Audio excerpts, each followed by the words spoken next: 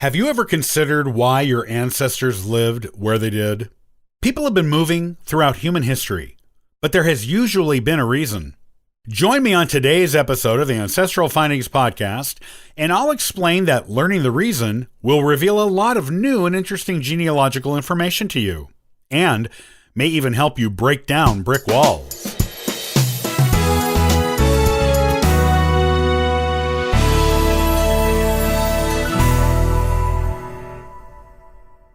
With ancestors with lines that have been in the United States for a long time, you will find one of two things. One, they came to the East Coast of the United States and stayed there. Or two, they landed in the East and moved west. If you are researching ancestors with lines that went west, you will gradually move back east the farther you go back in time.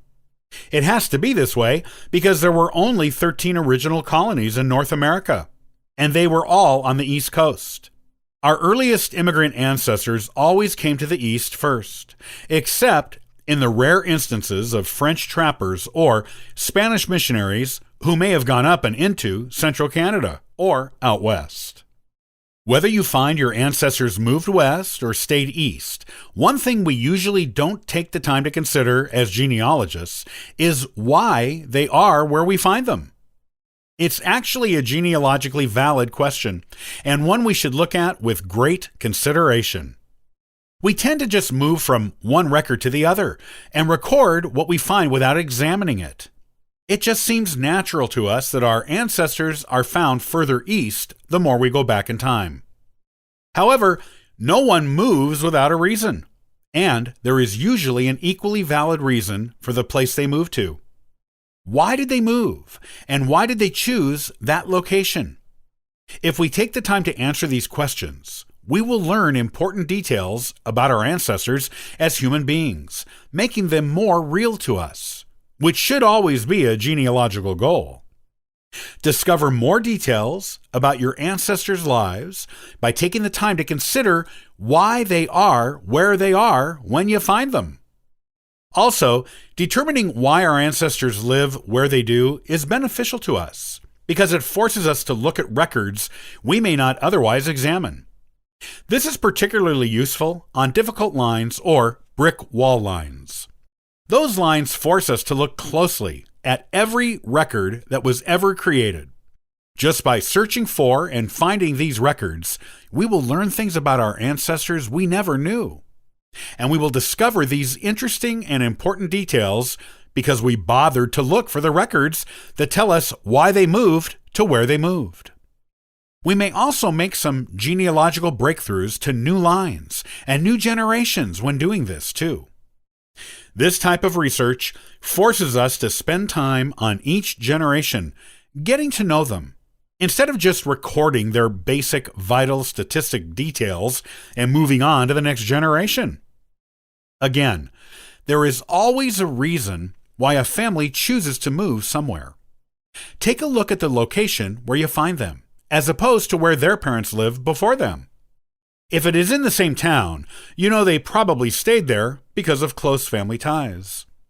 If it is somewhere far away, figure out why they struck it out on their own to a place that was unfamiliar to them.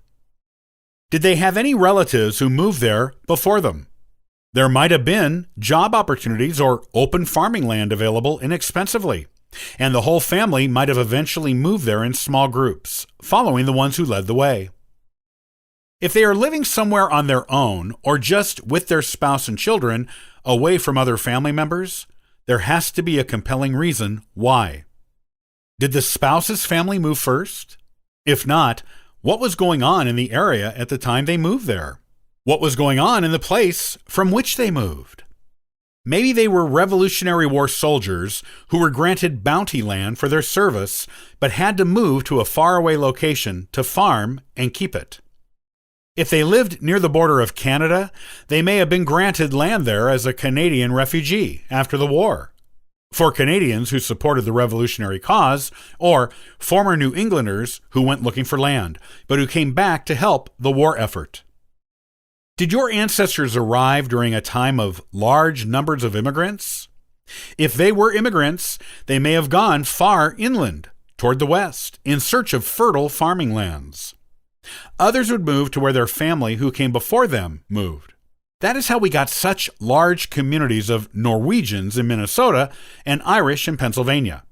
Look into the history of the European settlement of the area where you discover any given ancestor. The written history of how and why the area was settled by Europeans may explain why your ancestor went there. Look at state and county history books for more information on the settlement of the area you're investigating.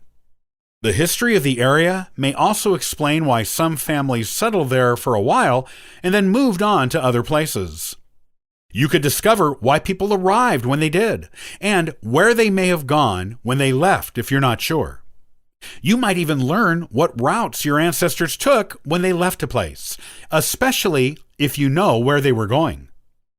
Look at the towns along these routes and look for records there. You may find records of marriages, deaths, and births for your ancestors in unusual places that you didn't know they ever spent any time. However, lots of important life events happened while moving long distances for our pioneer and colonial ancestors. If you know someone was born in a place their family did not live, learning what route they took when they moved may explain it. As you can see, learning why your ancestors lived in certain places when they lived there offers great insight into their personal lives, as well as their places in history. It is also an excellent technique for connecting one generation to another. Use it, and all kinds of wonderful new genealogical information will be revealed to you.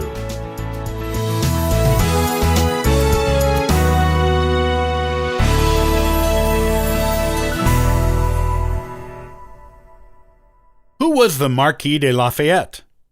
He was the most important foreign ally of the colonies during the American Revolution. Join me on the next episode of the Ancestral Findings podcast, and I'll talk about the story of this remarkable man. Copyright by Ancestral Findings, all rights reserved.